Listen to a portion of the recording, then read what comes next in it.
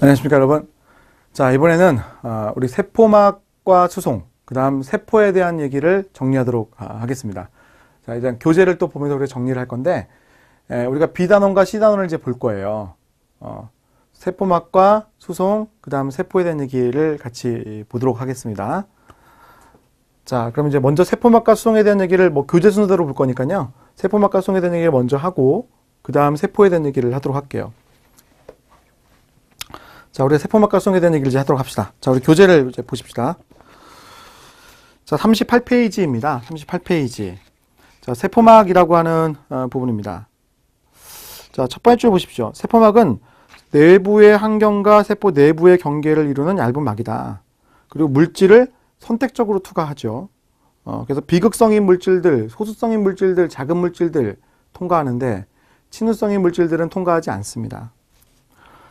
자, 세포막의 주성분인 인지질, 수용성 분자들이 세포 내부로 자유롭게 이동하지 못하도록 하는 장벽 역할을 한다. 그러니까 수용성 물질은 통과를 잘 못하는데 지용성 물질들은 잘 통과를 한다, 이렇게 보시면 되겠습니다. 자, 그 다음 그 아래에 이제 보시면요. 반면 인지질층에 섞여 있는 다양한 단백질 분자들, 그러니까 단백질이라고 하는 것도 여러 가지 기능을 합니다만 막에 있는 단백질들의 가장 큰 역할 중에 하나는 수용성 물질들의 선택적 투과성을 이루는 것이다. 즉 막에 이와 같은 단백질이 박혀 있기 때문에 물질들이 이렇게 왔다 갔다 할 수 있다는 거죠. 왔다 갔다 할 수 있는 거예요. 색깔이 마음에 안 듭니다, 여러분. 잠깐 제가 색깔을 좀 빨간색으로 바꿀게요. 물질들이 왔다 갔다 할 수 있다는 거죠. 물질들이 왔다 갔다 할 수 있다는 겁니다. 다른 기능도 많이 있습니다만 막에 있는 단백질들은 수송 기능이 많이 있다는 거죠. 자, 1번, 양가로 1번 보시겠습니다. 세포막의 구조, 유동 모자이크 모델. 자, 유동 모자이크 모델이라고 하는 것은 단백질들이 움직여 다니기 때문에 붙인 이름입니다. 자, 인지질 분자들도 왔다 갔다 이동할 수 있지만 이 단백질이라는 분자들도 왔다 갔다 이동할 수가 있는 거예요. 자, 그런 걸 우리가 특징으로 정리를 하면 된다는 거죠. 자, 단백질이라는 것들도 왔다 갔다 할 수 있다. 인지질도 왔다 갔다 할 수 있다. 자, 그 다음요. 자, 단백질 분자들은 그 아래 보시면 인질 융충이 이중충을 이루고 있으며 인질 분자들이 이중충을 이루고 있으며 단백질 분자들은 이 인질 이중충의 양쪽 표면에 존재하기도 하고 또 파묻혀 있기도 한다. 이런 파묻혀 있는 게 중요한 겁니다. 박혀 있다. 박혀 있잖아요. 뭐 붙어 있다. 이건 안 물어봐요, 시험에요. 파묻혀 있다. 이걸 물어보는 거지. 박혀 있다. 박혀 있다. 꼭 기억하시면 됩니다. 박혀 있다. 박혀 있다. 자, 넘겨보시고요. 39페이지. 인지질입니다. 자, 인지질. 소수성 물질은 통과한다. 지방산. 이거 소수성이잖아요. 지방산, 소수성. 이런 것들은 막을 맘대로 통과할 수가 있습니다. 소수성은요. 하여튼 친수성 물질들, 이온들, Na 플러스 이온 이런 거는 통과를 못하기 때문에 막을 통해서 통과할 때 반드시 단백질을 통해서 가야 되는 거죠. 자, 불포화 지방산이 많이 함유되면 막의 유동성은 증가한다. 불포화 지방산의 함량이 커지면 커질수록 유동성은 커지는 거예요. 더 잘 움직여 다니니까. 자, 반면에 2번 동의 단백질입니다. 자, 아래로 세 줄 넣어보시면 내재성 단백질 있죠? 내재성 단백질. 대부분이 인지질의 층을 관통하고 있는 단백질이다. 자, 단백질이 막을 관통하고 있을 때 내가 관통하고 있는 부분이 있죠? 이 부분이 소수성입니다. 그러니까 막에 박혀 있을 수 있는 거예요. 이거 통과하는 부분 있잖아요. 이 부분이 소수성인 겁니다.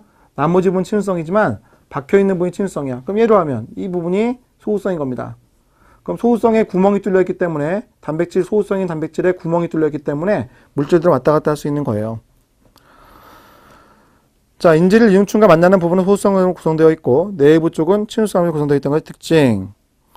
자, 그 밑으로 가보시면요. 콜레스테롤 온도 변화에 따른 막의 세포막의 변화를 최소화시키기 때문에, 즉 유동성을 조절하기 때문에 인지질 이중충을 안정화시키는 것이 특징이다. 막의 유동성을 조절한다는 게 특징입니다. 막의 유동성을 조절한다. 자, 다음 4번 가보시면요. 세포막의 단백질, 지질과 공유럽한 당이 있다. 탄수화물은 항상 어디에 있습니까? 바깥쪽에 있죠. 탄수화물은 항상 세포 바깥쪽에 있어요. 막이 있을 때 세포 외액, 세포 내액이라고 했을 때 항상 탄수화물이라고 하는 것들은 바깥쪽에 있습니다. 인질과 붙어 있거나 단백질과 붙어 있거나 당단백질, 당지질이죠. 당단백질, 당지질. 이런 아이들은 항상 바깥쪽을 향해 있습니다. 세포의 안쪽에 없습니다. 자, 넘기시고요. 자, 막의 유동성을 확인한 실험. 사람 세포와 생쥐세포를 융합을 시켰을 때 그 단백질들이 막 섞이는 것을 관찰할 수가 있었어요. 사람 세포하고요. 사람 세포하고 인체 세포를 이제 붙였을 때 이게 융합이 된 거죠. 융합이 되었습니다. 잡종이라고 불렀어요. 그지? 이런 애들이 단백질 섞이고 있죠. 이런 것들이 관찰되었다. 모자이크 모델에 대한 얘기죠. 자, 이렇게 해서 우리가 막에 대한 얘기를 했을 때 막에 우리가 구성 요소하고요. 유동성에 대한 얘기. 이 얘기를 좀 기억하셔야 돼요. 막의 유동성과 어떤 것? 구성 성분들. 알겠지? 유동성 기억하셔야 됩니다. 자, 이번에 수송으로 가겠습니다. 수송. 자, 세포막을 통한 수송 원리. 자, 넘겨보시고요. 41페이지입니다. 41페이지에서 위에서부터 4줄, 5줄 내려보시면요. 특정한 물질이 한 곳으로 다른 곳으로 자발적으로 이동할 수 있다면 생체 내 에너지는 ATP가 필요 없는 반면에 자발적으로 이동할 수가 없다면 생체 내 에너지는 ATP가 필요하다. 그래서 대개의 경우 생체 내에서 자발적으로 이동하는 수송은 농도 기울기에 따라 농도가 높은 곳으로부터 낮은 곳으로 이동하는 거예요. 높은 곳에서 낮은 쪽으로 이동하는 거죠. 이런 것들을 우리가 수동송이라 부른다. 에너지가 필요 없는 수동송. 근데 에너지가 필요한 수송이다? 그건 능동송이라 부르는 거죠. 에너지가 필요하다? 능동송. 자, 1번 수동송이죠. 자, 수동송이라고 하는 것은 첫 번째 네모. 자, 확산. 비극성 분자들을 농도 기울기에 의해서 이동하는 것이다. 상대적으로 늦은 속도로 수송하고요. 확산 속도는 상당히 느린 편이에요. 폐와 조직에서의 가스 교환, 즉 이산화탄소를 밖으로 보낸다. 산소를 갖고 들어온다. 이런 것들은 전부 다 확산이죠. 반면에 삼투, 막을 통한 물의 확산 현상. 막을 통한 물의 확산 현상. 좀 잘 나온 지문입니다. 자, 저농도의 용액에서 고농도 용액으로 용매의 물이 이동한다. 삼투압이 낮은 쪽으로부터 삼투압이 높은 쪽으로 물이 가는 거죠. 자, 그 다음 촉진확산. 막을 통해서 농도 기울기에 따라 물질이 이동을 할 때, 즉 양방향성이 가능할 때, 그때 특정한 물질만 수송할 수 있는 독특한 통로를 가진 채널 단백질 또는 운반체 단백질을 통해서 이동하는 것. 이게 촉진확산이죠. Na+, K+ 채널 등이 있습니다. 농도가 높은 쪽으로부터 낮은 쪽으로 이동한다는 현상이죠. 자, 다음 장 넘겨보시면 이 표가 있을 겁니다. 그지? 이 그림에 대한 표가 있죠. 자, 식물세포를 저장해에 넣었다. 그러면 식물세포가 커져요. 그런데 반면에 적혈구와 같은 동물세포를 저장해에 넣었다. 그러면 어떻게 됩니까? 이거는 커지다 못해 터져버리죠. 세포벽이 없기 때문에 견디지 못한다. 터진다는 겁니다. 적혈구라고 하는 것을 등장액이라는 것에 넣었다. 그럼 바깥에 있는 삼투압과 안쪽에 있는 삼투압이 같기 때문에 물이 들어오고 나가는 게 똑같아요. 크기의 변화가 없습니다. 식물세포도 마찬가지. 자, 적혈구 고장액에 넣었다. 바깥에 삼투압이 더 높다는 겁니다. 그럼 물이 바깥으로 나가죠. 쭈그러들어요. 반면에 식물세포는 쭈그러들긴 쭈그러드는데 세포벽은 그대로 있으니까 원형질이 분리된다고 우리가 표현합니다. 원형질 분리. 자, 그 다음 2번 능동송이죠. 자, 능동송. 펌프라고 불리우는 막에 있는 운반 단백질에 의해서 에너지를 쓴다. ATP를 주로 쓴다. 농도의 농도 기울기 상관없이, 물질 농도 기울기 상관없이 이동이 일어나는 것이다. 예를 들어서 동물세포는 세포막에 있는 나트륨 칼륨 펌프를 이용한다. 나트륨은 세포 밖으로 세개를 내보내죠.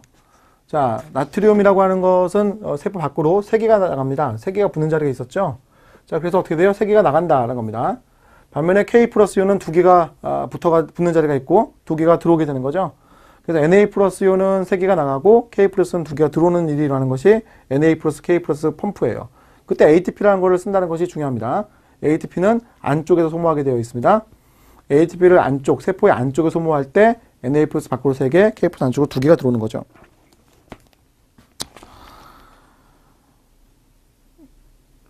자, 그 다음 이제 오른쪽으로 가볼까요? 오른쪽.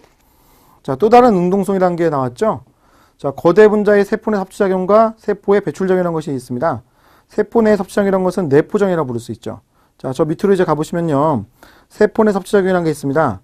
원형질만의 함입으로 물질이 세포 내로 유입되는 방법, 리소좀과 융합된 애들이 소화효소에 분해되는 과정, 이런 것들이 세포 내 섭취작용이죠. 자, 이 세포 내 섭취작용이 일어날 때 감싸갖고 갖고 들어오니까 그때 에너지가 많이 들어가요. ATP가 소모가 되죠. 그래서 우리가 능동성의 한 종류로 보게 되어 있습니다. 자, 다음 장 넘겨보시고요. 자, 식세포작용. 고체 덩어리를 먹는 과정, 그게 식세포 작용이죠. 자, 음세포 작용, 용액을 빨아들이는 작용. 자, 수용체 맥의 대포 작용. 자, 이것도 중요한 내용이죠. 자, 특정한 막단백질이 표면에 있는 겁니다. 특정한 막단백질이 표면에 있죠. 세포막 단백질이 표면에 있고요. 거기에 리간드가 와서 결합을 해요. 자, 이 리간드의 대표적인 예를 우리가 LDL 또는 철이라고 볼 수가 있는데 철은 혼자 올 수는 없고요. 페리틴이라고 하는 것이 오게 되어 있죠. 페리틴. 죄송합니다. 트랜스페린. 트랜스페린이라는 게 오게 되어 있죠. 트랜스페린. 페리틴은 철을 저장하는 분자인데, 자, 트랜스페린이 맞습니다. 자, 트랜스페린이라고 하는 것이 혈액에서 철을 갖고 돌아다녀요. 그럼 철이 이제 상당히 산화 능력이 강하기 때문에 저거 혼자 놔두면 안 되니까 트랜스페린에 붙잡아가지고요, 갖고 들어온다는 거죠. 자, LDL은 저밀도 질단백질이잖아요. 저밀도 질단백질이 혈액에 많이 있게 되면 동맥경화증을 유발하게 되는 거죠. 동맥경화증이 일어나면 안 되니까 각 세포들이 LDL을 세포의 안쪽으로 가지고 들어오게 되는 거죠. 자, 그래서 세포 내 맥의 섭성이라고 하는 것은 혈액 내에서 빨리 제거해야 될 물질들을 갖고 들어오는 작용이 수용체 맥의 내포정이 된다는 겁니다. 자, 그래서 그 아래에 보시면요, 대표적인 예로 이렇게 돼 있죠. 마갑성과 다른 스테로이드 합성을 사용하기 위해서 전구체인 저밀도 질단백질을 가지고 들어온다. 세포막에는 LDL 수용체가 있고 그걸 붙잡아가지고 갖고 들어오는 거예요. 그리고 트랜스페린과 결합한 상태로 바꿔주십시오. 자, 흡수되는 철의 흡수도 역시 수용체의 대표적이다. 즉 혈액에 남아있으면 안 되는 것들을 갖고 들어온다, 이렇게 생각하시면 되겠습니다. 자, 반면에 외포정이라는 게 있죠. 자, 외포정이라고 하는 것은 세포의 박쥐작용이에요. 그리고 밑에 보시면 세포의 배출작용, 외포정이라고 표현되어 있고요. 세포 안에서 만든 것들을 밖으로 내보내는 작용이에요.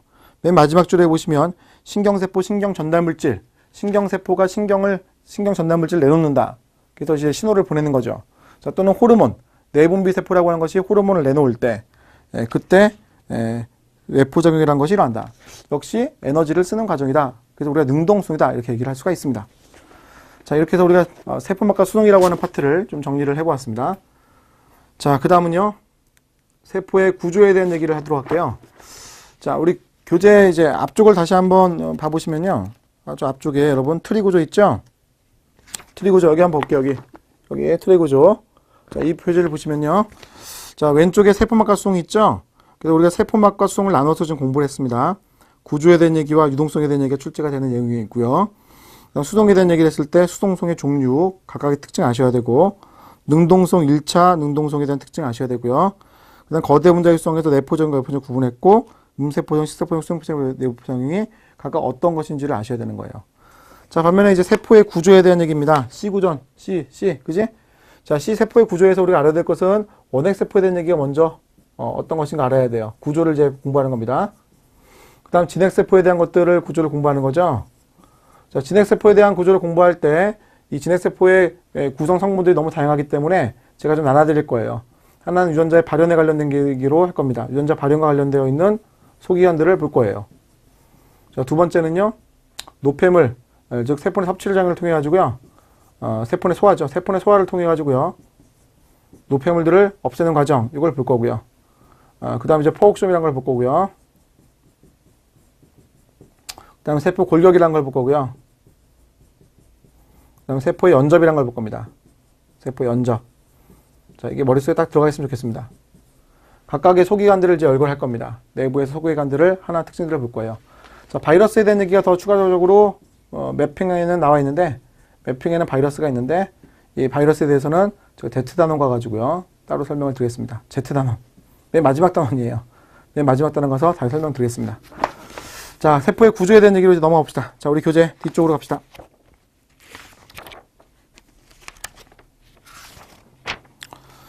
자, 세포 구조 45페이지입니다.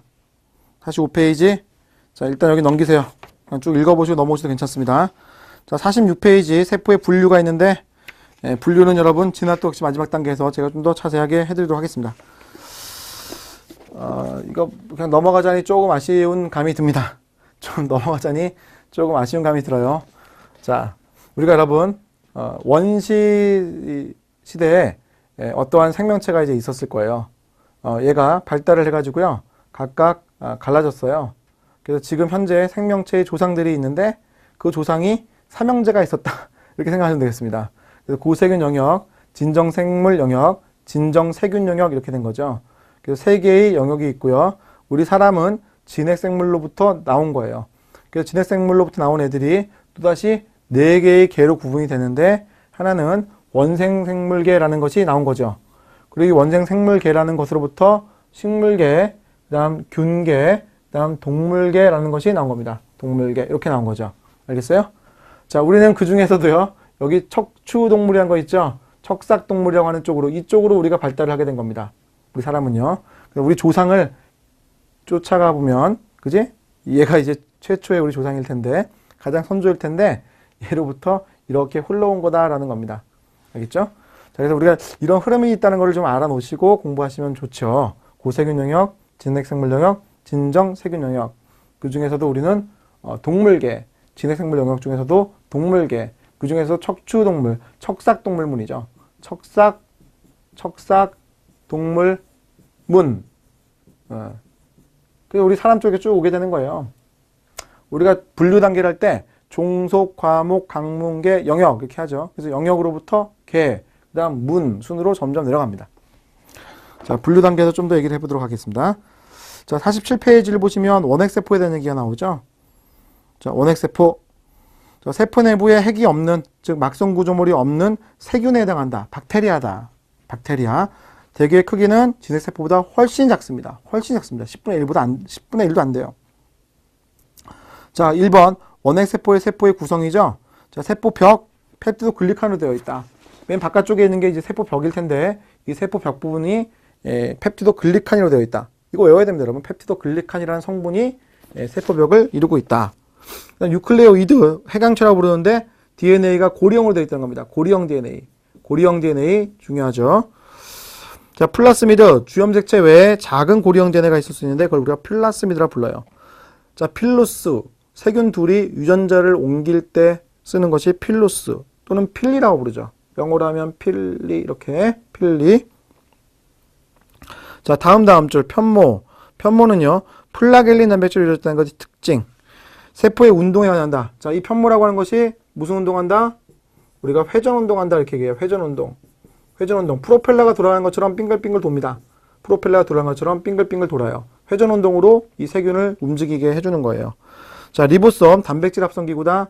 70S 적어 놓으셔야죠. 70S. 단백질 만드는 리보솜이 원핵세포는 80S인데 진핵세포는 70S입니다.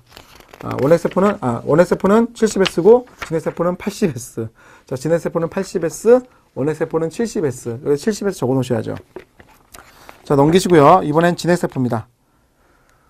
자, 우리 시험은 다 뭐 그림으로 출제가 잘 되지 않기 때문에 우리가 용어로 다 알아놓으신 게 좋죠. 항상 용어를 보려고 하십시오. 자, 49페이지입니다. 자, 내막계 형성과 세포 내 공생. 자, 진핵세포라고 하는 애들은 세포의 안쪽에 막을 가진 거예요. 그래서 우리가 내막계가 있다라고 표현하죠. 그 내막계라고 하는 것들 제일 마지막 줄 가보시면 핵막, 소포체, 골지체, 리소좀, 그 다음 세포막, 이런 애들을 우리가 내막계라고 부릅니다. 자, 진핵세포라는 게 만들어진다고 했을 때 이런 내막계가 형성이 된 이후에 지금 내막이 형성되는 모습이잖아요. 내막이 형성된 이후에 미토콘드리아와 같은 애가 들어온 거죠. 그래서 미토콘드리아 들어와서 살게 되었다는 겁니다. 자, 미토콘드리아는 사실은 박테리아, 세균인데 얘가 들어와서 같이 살게 된 것이다. 진핵세포의 구성 성분이 된 거죠. 박테리아가요. 이런 걸 우리가 세포 내 공생이라고 부릅니다. 자, 그래서 그 아래에 보시면요. 세포 내 공생 소기관이라고 하는 것을 지금 적어놨는데 진핵세포 내 미토콘드리아 엽록체. 자, 그들이 스스로 막을 만든다. 첫 번째 특징. 자, 애들이 스스로 막을 만든다. 이거 또 다른 세포 아니겠는가라는 또 다른 특징. 자, 세포 내 공생으로서의 그 증거들이죠. 자, 두 번째, 스스로 복제한다는 것. 두 번째 특징. 운동하면 근육의 미토콘드리아 숫자가 증가합니다. 식물에 빛을 쬐주면 엽록체 숫자가 증가합니다. 자, 그 다음 줄 이중막 구조를 가지고 있다. 막이 두 겹이에요. 한 개의 막, 두 개의 막, 이렇게 막이 두 겹인 거죠. 이걸 이제 우리가 이중막 구조라고 얘기합니다. 안쪽에 있는 막, 이게 안쪽에 있는 막이죠. 내막이 박테리아 막과 유사하다. 이게 특징이죠. 내막이 박테리아 막과 유사하다. 이중막 구조를 가지고 있으면 이 중에 내막이 원핵세포의 막과 유사한 것이 특징이다. 자, DNA가 고리형 DNA인 것도 원XFP 특징을 가지고 있다고 우리는 얘기할 수가 있다는 겁니다. 자, 그 다음 주 끝에 가보시면요. 하지만 광합성을 하는 세포호흡에 쓴다고 했을 때 단백질들은 핵에 있는 유전자로부터 발현되어서 들어오는 게 특징입니다. 그러니까 자기들이 DNA 가지고 있어요. 고리형 DNA 갖고 있고요. 70S 유사의 리보솜 갖고 있습니다. 그러니까 DNA로부터 RNA도 만들고 단백질도 만드는데 사실 많은 단백질들은 핵에서부터 온다는 게 특징이라는 거죠. 자기가 유전자 갖고 있지만 거의 쓰지 않고 외부에 있는 걸로 갖다 쓴다는 게 특징입니다. 자, 넘기시고요. 자, 이제 핵에 대한 얘기죠. 자, 우리가 유전자 발현과 관련되어 있는 소기관들, 그때 핵이라고 하는 것과 리보솜이라고 하는 것과 소포체라고 하는 것과 골지체라고 하는 것을 쓸 수가 있습니다. 그래서 이 네 가지를 묶어가지고요. 제가 유전자 발현과 관련되어 있다 이렇게 얘기를 하죠. 자, 그 얘기를 해볼게요. 자, 핵. 자, 2번에 보시면요. 이중막 구조 가지고 있다는 게 특징. 그때 그 이중막, 두 개의 막이 이렇게 두 겹이 있는 건데, 이 두 개의 이중막 중에서 이 바깥쪽에 있는 막이 소포체하고 연결된다는 게 특징이죠. 자, 소포체하고 연결되어 있다. 자, 3번 보시면요. 핵공이 있죠. 핵공 통해서 물질이 왔다 갔다 할 수 있어요. 핵공 통해서 물질이 나오고 들어올 수가 할 수 있다. 그때 DNA는 됩니까? DNA는 안 돼요. DNA는 항상 핵 안에만 있는 거고, 뭐가 되는 거예요? RNA는 나올 수 있죠. mRNA 나올 수 있습니다. 또 뭐가 나올 수 있어요? 단백질 나올 수 있죠. 단백질 나올 수 있어요. 들어갈 수도 있고요. 들어갈 수도 있고 나올 수도 있습니다. 얘들과 얘들은 달라요. DNA는 못 나옵니다. RNA 단백질은 나올 수 있습니다. 자, 4번 염색질. 자, 염색질은 DNA가 감겨져 있는 구조물을 우리가 염색질이라고 불러요. DNA가 감겨져 있는 구조물을 염색질이라고 부릅니다. 유클레오좀 구조 형태로 되어 있습니다. 바로 우리가 D단원 가면은 이 얘기들을 다룰 거예요. 자, 평상시에는 염색질로 풀려 있는데 세포질 분열할 때에는 염색체로 응축되어 있는 게 특징이죠. 우리가 M기라고 하는 시기가 있을 거예요. M기라고 하는 시기가 있습니다. 세포 분열기라고 부르는데 그 시기에는 염색체로 응축이 되어 있는 게 특징이 됩니다. 자, 그 다음 인. 자, 인은 rRNA 합성 장소이면서 단백질이 있기 때문에 리보솜 조립하는 장소예요. 뒤에 보시면 rRNA 합성 부위, 리보솜의 소단위체, 대단위체가 조립되는 장소 이렇게 돼 있죠. 자, 리보솜이라고 하는 것은 진핵세포에는 80S인데 작은 거, 큰 거 있습니다. 작은 거는 40S라고 부르고요. 대단위체는 60S라고 부릅니다. 침강 계수, 떨어지는 속도를 이용해서 40S, 60S 잰 거죠. 자, 그랬을 때 이 두 개가 합해지면 80S가 되는 거잖아요. 우린 80S라는 걸 기억하면 되는 거고요. 이 40S와 60S를 어디서 만드냐고 했을 때 핵의 인에서 만든다. 어디서 만든다고요? 핵의 N에서 만든다는 것을 기억하시면 되겠습니다. 자, 51페이지 가보시고요. 자, 리보솜입니다. 자, 리보솜은요, rRNA와 단백질이 결합되어 있는 복합체다. 2번에 보시면요, 대단위체와 소단위체 두 개의 단위체가 있는데 둘이 합하면 80S가 되는 게 특징입니다. 자, 그 다음 3번 보시면요, 리보솜은 세포질의 두 단위체가 따로 떠다니죠. 40S, 60S가 따로 떠다닙니다. 그러다가 mRNA를 만나면 서로 도킹이 일어나지. 붙습니다. 자, 4번과 5번은요, 우리가 공부를 하다 보면 발현 파트를 쭉 다 공부할 거예요. 그러니까 DNA로부터 RNA 만들어지는 과정, 단백질이 만들어지는 과정, 그 과정까지 보면서 또 한번 정리를 해드릴 때 그때 좀 더 자세히 보도록 하겠습니다. 자, 넘겨보시고요. 3번 소포체죠? 자, 3번 소포체입니다. 자, 소포체. 바로 이 부분이 소포체죠? 자, 소포체는 활면 소포체, 조면 소포체가 있기 때문에 좀 구분할 필요는 있습니다. 자, 먼저 전체적인 큰 틀에 대한 얘기인데요. 자, 3번에 보시면요. 단일막 구조로 되어 있고 세포 내 물질의 이동 통로가 된다. 물질들이 소포체, 골지체를 통해서 같이 이동하게 되어 있습니다. 모든 세포의 내막계의 근원이다. 내막계, 핵, 소포체, 골지체, 리소좀, 세포막. 이게 내막계였죠. 자, 이 내막계에 막을 공급하는 역할을 소포체가 한다. 소포체가 막을 만들어 가지고요. 그 막이 옮겨가는 거예요. 지금 옮겨가는 모습이죠. 옮겨갑니다. 그럼 골지체도 받고요. 그 다음 세포막 쪽도 옮겨가죠. 세포막도 받고요. 그 다음 리소좀 쪽으로도 옮겨갈 수 있습니다. 리소좀도 받는 거죠. 그래서 소포체가 만들어서 막을 공급하는 거예요. 핵막은 연결되어 있으니까 바로 받게 되어 있겠지. 자, 그 다음 조면소포체죠. 자, 표면에 리보솜이 결합해 있다는 게 특징. 분비되는 단백질과 막단백질들, 세포막에 있는 단백질들, 그런 단백질들의 합성되는 장소가 된다. 자, 그 다음 이것도 중요한데, 합성된 단백질에 당을 붙이기 시작한다는 겁니다. 당을 붙이기 시작한다는 겁니다. 단백질. 자, 여기 단백질이 보이시고요. 이 단백질에 탄수화물을 붙이는 그림이 여기 표현되어 있을 거예요. 단백질에 탄수화물 붙이죠. 탄수화물 붙이게 되면 골지체에서 좀 더 변형합니다. 변형되었죠. 달라졌죠. 그게 제시가 되는 거예요. 소포체의 안쪽에서 탄수화물을 붙여놨기 때문에, 자, 이 안쪽에 있는 것들이 그대로 전달되면 안쪽 진하죠. 색깔 진하죠. 같은 색깔, 같은 색깔, 같은 색깔, 같은 색깔 이렇게 되죠. 결국 외부로 나갑니다. 즉 소포체의 안쪽에서 탄수화물을 붙이게 되면 세포막에서는 바깥쪽을 향해 있는 게 특징이라는 거죠. 자, 오른쪽 가보시면요. 활면소포체, 리보솜이 표면에 결합하지 않은 것들이 활면소포체, 스테로이드, 인지질 등의 지질을 합성하는 게 특징, 독성물질을 분해할 수 있습니다. 간에서 분해하는 거고요. 칼슘들도 저장되어 있는 게 특징입니다. 자, 이런 것들은 활면소포체 특징으로 우리가 부릅니다. 자, 그 다음 골지체죠. 자, 골지체는 조면소포체에서 유래된 게 특징. 조면소포체에 유래되었다. 자, 저 밑으로 가보시면 4번 동그라미. 소포체에서 단백질 또는 인지질에 당을 붙이기 시작하면 골지체에서는 당을 더 붙이거나 변형시킨다는 게 특징입니다. 오케이? 네. 자, 그 다음 5번 가보시면요. 리소좀입니다. 자, 우리 리소좀이라고 하는 것은 세포 내 소화를 하는 소기관이죠. 세포 내 소화를 하는 것이 리소좀이라는 게 있고, 리소좀이라는 게 있고, 액포라는 게 있죠. 리소좀은 동물세포가 가지고 있고, 액포는 식물세포가 가지고 있는 게 특징입니다. 자, 리소좀을 먼저 보겠습니다. 자, 1번 동그라미 보시면요. 가수분해 요소를 가지고 있어요. 그래서 세포 내에서 소화를 합니다. 세포 내 소화를 담당한다라는 거죠. 만약에 리소좀이 한꺼번에 다 터졌다.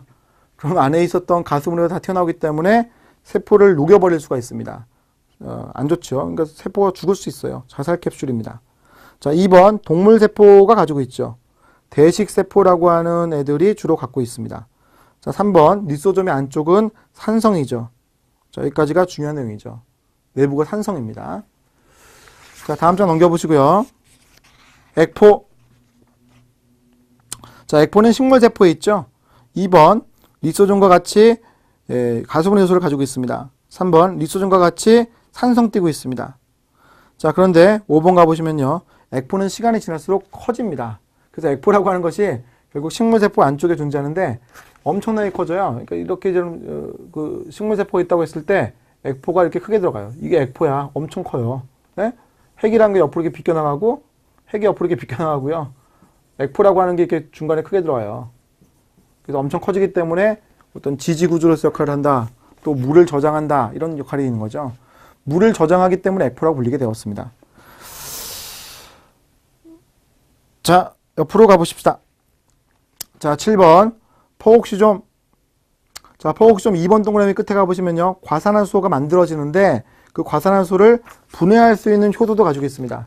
과산화수 분해할 수 있는 효소 여러분 적어놓으시면요. 포옥시다제, 포옥시다제, 또 하나는 카탈라아제, 포옥시다제, 카탈라아제. 자, 포옥시좀은 이런 효소를 가지고 있죠. 왜냐하면 독성을 제거하는 가운데 포옥사이드, 과산화수소라는 게 만들어지는데 이 과산화를 분해하기 위한 포옥시다제와 카탈라제가 갖고 있습니다. 왜냐하면 과산화수소도 독성물질이니까 그걸 분해한다고 그랬습니다. 자, 여러 가지 기능이 있다라고 했습니다. 그 밑에 보시면 유해물질의 제거, 과산화수소를 물로 바꾸는 효소가 있다. 그지? 과산화수소를 물로 바꾸는 효소가 있다. 포옥시다제, 카탈라제. 자, 4번 동그라미 가보시면요. 식물의 씨앗에는 지방 저장 조직에 포옥시좀이라는 것 대신 글리옥눑이 있어요. 사실은 같은 건데 글리옥눑은 갖고 있는 효소가 다릅니다. 효소들이 달라서 다른 기능을 하는 거예요. 지방을 당으로 바꾸는 일을 한다. 그게 글리옥눑의 역할입니다. 자, 그 다음 8번 엽록체죠. 자, 에너지 생성하는 소기관으로서 우리가 엽록체라는 것과 미토콘드리아를 얘기하는데 이 미토콘드리아 엽록체 두 개는 우리가 뒤에 가면 세포호흡과 강합성에서 다시하게 다룰 겁니다. 그래서 간단한 내용만 여기서 보도록 할게요. 자, 1번 동에 보시면 이중막 구조를 가지고 있다, 광합성을 한다, 포도당을 만드는 역할을 담당하고 있죠. 자, 식물 조류 등이 갖고 있습니다. 광합성은 식물만 하는 게 아니라 녹조류, 홍조류, 갈조류 등도 할 수 있습니다. 녹조류 4대강에 막 있잖아요. 4대강에 있죠. 그 다음, 홍조류, 적조 현상이 일으킬 때 볼 수 있죠. 갈조류, 미역, 다시다, 이런 것들이죠. 미역, 다시마, 이런 것들이에요. 자, 5번 가보시면요. 그라나라고 하는 게 들어있는데, 틸라코이드가 더 중요한 표현입니다. 자, 그라나라는 표현 잘 안 써요. 우리가 틸라코이드라는 표현을 잘 씁니다. 틸라코이드에는 엽록소가 있기 때문에 이곳에서 광합성할 수가 있습니다. 명반응이란 걸 하죠. 자, 스트로마 지역에는 고리형 DNA와 70S 유사의 리보솜이 들어있습니다. 스트로마는 틸라코이드 바깥쪽 지역에 있는 거고, 고리형 DNA와 70S 유사의 리보솜이 있죠. 그래서 우리가 세포 내 공생의 증거로 보는 거죠. 자, 다음 장 넘겨보시고 56페이지입니다. 이번엔 미토콘드리아입니다. 자, 미토콘드리아라고 하는 것은 역시 이중막 구조를 가지고 있는 게 특징이죠. 자, 첫 번째 줄 내막과 외막이 이중막 구조를 가지고 있다. 또 역시 내막이 박테리아 내막과 유사하다. 세포호흡을 할 수 있다. ATP를 거의 만든다. 동물, 식물, 균류, 원생생물 등 거의 모든 진핵세포에 있다. 그래서 미토콘드리아와 엽록체가 진핵세포로 들어온 공생을 한 세균이라고 볼 수가 있는데 미토콘드리아가 먼저 들어왔을 거예요. 그러니까 다 갖고 있죠. 미토콘드리아가 먼저 다 들어와서 다 있어요. 그 가운데 식물류가 엽록체를 가지게 된 거죠. 그래서 세균이 들어오는 시기가 달랐다고 우리는 볼 수가 있을 겁니다. 자, 4번 동그라미. 세포의 역할에 따라 미토콘드리아 수가 다양하다. 근육세포에는 다수의 미토콘드리아가 있다. 자, 5번. 이중막의 안쪽에는 매트릭스가 있다. 이걸 내강이라고 부르기도 합니다. 매트릭스 또는 내강. 매트릭스 또는 내강. 자, 내강 안쪽에는 뭐가 있다? 고리형 DNA와 70S 유사의 리보솜이 또 있는 거죠. 자, 그다음에 마지막 줄 가보시면요. 고리형의 미토콘드리아 DNA와 리보솜, 70S 유사의 리보솜이 이 안에 있게 되는 거죠. 자, 세포 가면은 각각의 부분들에서 어떠한 일이 자세하게 일어나는지 더 세밀하게 우리가 공부를 할 겁니다. 자, 10번 가보시면요. 우리 세포 골격이라는 게 이제 나왔습니다. 세포 골격 세 가지를 아시면 되죠. 넘기시고요. 58페이지입니다. 자, 미세소관, 미세섬유, 중간섬유 세 개 비교할 수 있으면 됩니다. 자, 중요한 것은요. 자, 미세소관은 알파, 베타, 튜뷸린으로 이루어져 있습니다. 미세섬유는요. 액틴 단백질로 이루어져 있고요. 중간섬유는요. 세포에 따라 다른 케라틴이 있고요. 또 하나 더 있는데 라민이라는 애가 있습니다. 중간섬유는요. 케라틴과 라민이라는 애가 있습니다. 라민이라고 하는 애가 있습니다. 자, 역할을 보게 되면요. 미세소관, 세포의 이동, 선모와 편모의 구성 성분. 진핵세포의 선모와 편모는 미세소관으로 이루어져 있습니다. 원핵세포의 선모와 편모는 플라겔린 단백질. 플라겔린 단백질, 얘는 미세소관. 그 다음 세포 분열 시 염색체 이동에 관여한다. 방추사 말하는 거죠. 세포 분열 시 방추사 이거죠. 방추사 염색체를 양쪽 끌고 가는 것. 방추사. 자, 오른쪽 가보시면 미세섬유. 미세섬유는요. 세 번째 줄 근육의 수축을 할 때 중요하다. 그 다음 줄 세포가 이동을 할 때 위족을 낸다. 위족, 가짜다리, 위족을 내는 거죠. 세포가 이동을 하려고 하는데 나 이쪽으로 가고 싶어. 위족을 낼까? 위족을 이렇게 내는 거예요. 알겠죠? 그래서 쓱 이동하는 것을 보인다라는 겁니다. 자, 중간섬유는 중간 크기 정도의 섬유다라는 것만 아시면 되겠습니다. 자, 그 다음 59페이지입니다. 자, 중심체, 중심립. 중심체는 미세소관에 합성되는 기구. 세포에서 중앙쯤에 있기 때문에 중심립이라고 불렀습니다. 이게 중심립이죠. 이게 중심립입니다. 예, 이게 이제 하나를 보여줄 거고, 이 하나가 두 개가 들어있기 때문에 이 중심립이 지금 마치 쌍으로 것처럼 보입니다. 중심체는 중심립이 있는 부위를 중심체라고 부르는데, 중심체라고 하는 것은 미세소관에 합성되는 기구입니다. 방추사라고 하는 것이 만들어진 게 보이시잖아요. 방추사라고 하는 것이 만들어진 게 보이시죠. 그지? 예. 중심립은 기능 우리가 잘 모릅니다만 내부에 들어있다라고 알려져 있습니다. 내부에 들어있다고 알려져 있는 겁니다. 자, 중심체, 미세소관의 합성기구, 동물세포와 식물세포가 모두 가지고 있다. 중심립, 동물과 원생생물이라고 하는 애들이 가지고 있는 것이 특징. 자, 넘겨보시고요. 자, 12번 표면의 구조. 자, 이거는 이제 진핵세포의 세포벽, 즉 식물의 세포벽을 얘기하고 있죠. 식물의 세포벽, 주성분이 셀룰로스, 팩틴으로 이루어져 있다. 자, 반면에 세포의 기질. 세포의 기질은 동물세포에 존재한다. 바깥쪽에 콜라겐 등이 있던 걸 말한다. 자, 3번 동그라미 원형질막. 이건 세포막입니다. 세포를 감싸고 있는 막. 세포막. 자, 넘기시고요. 자, 운동나는 세포 소기관 중에 선모와 편모. 자, 중심립으로부터 분해되었다 또는 중심체로부터 분해되었다 생각이 괜찮겠습니다. 중심립 쪽에 나오는 모습이 보이니까 그래요. 자, 선모와 편모가 있죠. 그죠? 자, 9 플러스 2의 구조. 9개 더하기 2개. 자, 그러니까 이렇게 지금 그 편모가 원형으로 있다고 했을 때 바깥쪽에 9개 있다. 2개씩 붙은 게 9개, 3개, 4개, 5개, 6개, 7개, 8개, 9개, 가운데 2개. 그지? 그래서 9 플러스 2의 구조. 바깥쪽에 9개, 안쪽에 2개. 9 플러스 2의 구조. 자, 선모는 길이가 짧고 편모는 길이가 길다. 자, 맨 마지막 줄 가보십시오. 편모는 파동 운동한다. 정자가 움직이는 거 보지 이게 파동처럼 움직인다는 거지, 그지? 이게 파동 운동. 반면에 선모는 노젓기 운동, 까딱까딱까딱까딱 움직이니까 노젓기 운동한다고 표현합니다. 자, 넘겨보시고요. 자, 이제 세포의 연접이죠. 세포의 연접. 자, 동물세포와 식물세포 간에 서로 간에 연접이라는 게 존재합니다. 자, 여기 부착연접, 여기 이제 데스모좀, 그 다음에 여기 간극연접, 이렇게 존재하죠. 여기 밀착연접이 있네요. 밀착연접. 자, 얘는 밀착연접입니다. 얘는 밀착연접. 밀착연접, 세포 두 개를 붙이는 역할을 하죠. 밀착연접. 자, 그 다음, 여기 부착연접, 이거 별로 관심이 없고요. 데스모좀. 데스모좀이라고 하는 것은 세포를 고정시키는 역할을 하죠. 자, 갭정션, 이거는 간극연접. 구멍입니다. 사실은요. 구멍. 세포 간에 구멍이 있기 때문에 물질들이 이동하는 통로가 되기도 한다. 이렇게 얘기하죠. 자, 그래서 이제 내용을 보게 되면요. 간극연접이라고 하는 것은, 물질들이 이동하는 통로가 되는 거예요. 6개의 막간선배씩 이루어져 있고, 물질들이 이동한다. 밀착연접, 두 세포를 부착시켜 놓는 것을 우리가 밀착연접이라고 부르는 거고요. 자, 그 다음, 데스모좀. 고정시키는 모처럼 작용해서 세포를 조여준다. 이게 조여준 거예요. 둘 간에 이렇게 꼬여요. 새끼가 꼬이는 것처럼, 새끼줄이 꼬이는 것처럼 꼬여가지고요. 조여준 역할을 하기 때문에 데스모좀 세포를 고정한다. 이런 표현을 쓰는 거예요. 자, 63페이지 넘기겠습니다. 자, 원형질 연락사라는 거죠. 자, 식물세포가 있다. 자, 이게 식물세포가 이렇게 하나가 있고, 이렇게 식물세포가 하나가 더 있다라고 하겠습니다. 자, 그러면 식물세포들 간에 통로가 있어요. 동물세포에서는 간극연접을 불렀고, 식물세포에서는 원형질 연락사라고 부릅니다. 세포벽을 지나가야 되기 때문에 매우 긴 게 특징.